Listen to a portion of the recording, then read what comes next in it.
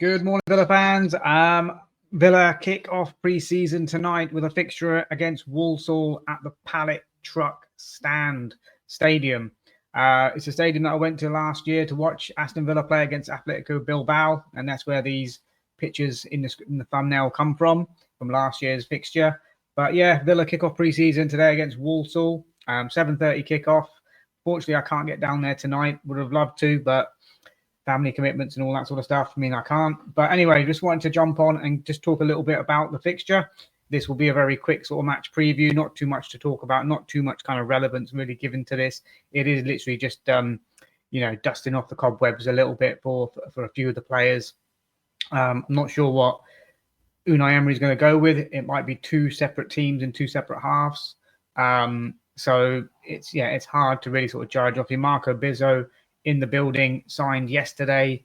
Don't think he's done a training session yet, so I'm not sure he's going to get a start. So likely that Joe Gauci will be between the sticks. Obviously, Oliver Ziyech is gone out on loan. Emi Martinez again just came back to training yesterday. Gauci, I think, has been training since Monday, so had a few more days, maybe a little bit more pressure. So I wouldn't be surprised to see Joe Gauci starting goal for this one. But yeah, it's I'm not going to say it's going to be a tough game. Obviously, a little bit about Walsall and a bit about their background. So they got beaten in the playoff final last year against Wimbledon 1-0, which means they remain in League Two. So that was a really difficult one to take. They ended up fourth in League Two as well, on 77 points. Interesting enough, they were the top goal scorers in League Two, with 77 goals. And the winners of League Two were Doncaster, who scored 73. So they scored more than the eventual winners, even though they ended up in fourth position as well. So they were top goal scorers there. And Wimbledon, in comparison, who beat them in the playoff final, were in fifth position. And they only scored 56 goals in the whole season. So almost 20 less than Walsall. So Walsall do have, threat. They do know how to score goals. Last year they had a few loan players which worked out really well for them. The goalkeeper Tommy Simkin, who's on loan from Stoke City, he's now gone back. He's an England under-21 international, so very much sort of pushing Beadle. I was about to call him Jeremy Beadle there, but I think it's Jimmy Beadle, James Beadle, who's just gone to Birmingham. Boo. But yeah, Simpkins in the England under-21 squad. They had also a guy called Nathan Lowe, who was on loan from Stoke as well, an 18-year-old striker who was their top goal scorer with 15 goals last season. He's obviously gone back to Stoke now as well, so he won't feature tonight. So they've lost their goalkeeper and they've lost their striker, basically. Over the summer, they've both gone back to Stoke. Apart from that, they got another striker, a veteran called Jamil Matt, who I think is Jamaican. He's a 34-year-old striker. He got 12 goals last season, so he was up there. And obviously, we're going to see a reunion for Uncle Albert, Albert Adomah. He signed on at Walsall, did pretty well last year. He signed on for another year. He is now 36 years of age, but we can't forget Albert Adomah and his contribution to Villa, especially in the Championship years and what he did. He had that one really, really good season where I think he got sort of double figures for goals and maybe even assists as well. But he's 36 now. He contributed 5 goals last season. So he's very much a player that they like him. He's obviously good around the changing room, as we know as well. He's a very good person to have around. And I'm sure that he's going to get a really good reception from the Villa fans when his name is, if he starts, of course, if his name is read out on the team sheet. And anyone going to the game tonight, please do give a round of applause for Albert Adomah when his name is read out. And I'm sure that he will acknowledge the Villa fans as well.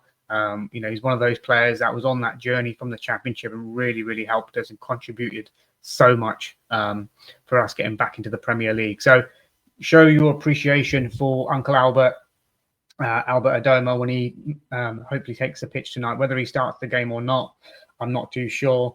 But it's going to be a game where as I said, I wouldn't be surprised if it was a game with two separate 11s. So one in the first half, one in the second. We're probably going to see quite a few youngsters chucked in there.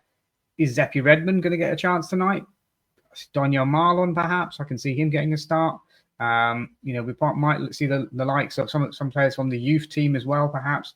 We've got the likes of Tristan Rowe at right back, who's been impressing in that under 18s. team as well. Rory Wilson, perhaps. So it'll be interesting to see what kind of lineup he goes with.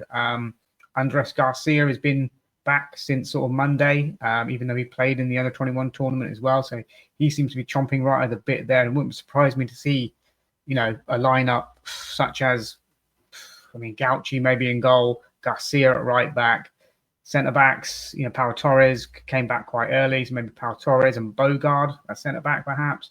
Left back, haven't seen Ian Martson in the videos. I saw Luca Dina sort of arriving.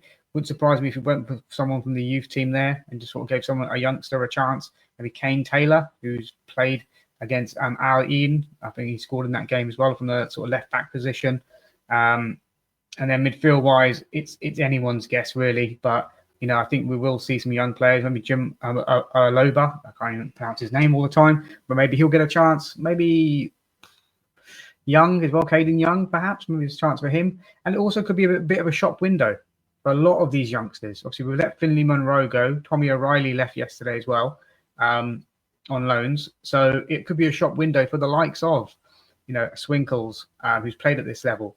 Again, just, you know, maybe Walsall can take a look at him. And maybe if Kadan Young does really well in today's game, could they perhaps take him out on a loan? They've obviously just returned a couple of loan players to Stoke City. So they've got a few spaces available, I would imagine, to take on a few loan players. And what a better environment just down the road from Villa. We've also got a really good relationship with Walsall. You know, we've gone back through the years. Obviously, Dean Smith was their manager as well. So there's a lot of collaboration going on there. And I think, yeah, a lot of these youngsters, maybe a Zepi Redmond, maybe a Rory Wilson, maybe a Ben Broggio, could really benefit from going somewhere like Walsall for a season. And this could be their shop window to impress the management and the scouts at Walsall and say, look, hang on a minute. There's a couple of players there at Villa that we could really take a look at. So they took a couple of players from Stoke. Why wouldn't they want to take a couple of players from, you know, one of their nearest rivals in the Midlands as well? So it could be a shop window for a lot of players. So yeah, I'm not going to even give a score prediction. I'm not even bothered about what the score will be here. It's literally a training exercise. Obviously, it's always nice to win. I will be watching the game on AVTV tonight. So I'm hoping for a win, but I just want to see some good performances. I want to see some players catch the eye. I want to see some little tricks and things like that. And so there's nothing really riding on the result at all. And then obviously after this one, we've got Hansa Rostock. And then I think we fly out to America for the games out there as well. So I'll try to do sort of match previews for each of the games. I'll obviously jump on after the game and do a quick, you know, review of the game as well. But yeah, guys, let me know score predictions. What kind of lineup do you want to see tonight? What players are you excited by? Maybe getting a look in tonight. Are there any players that you think would benefit from going out on loan to somewhere like Walsall as well? You know, what kind of youngsters have we got coming through the academy that would really benefit from a year? I'm thinking of Kadan Young for one. I really would like to see him play. I'm thinking of Ben Broggio, Zepi Redmond. But obviously, I think with Zepi Redmond, would only let him go now if you can buy a really good striker to challenge the first team. Because at the moment, it is just Daniel Marlon and Zepi Redmond as backups to Ollie Watkins, and God forbid anything happens to Ollie Watkins. So yeah, guys, let me know your thoughts. I'm going to leave it at that.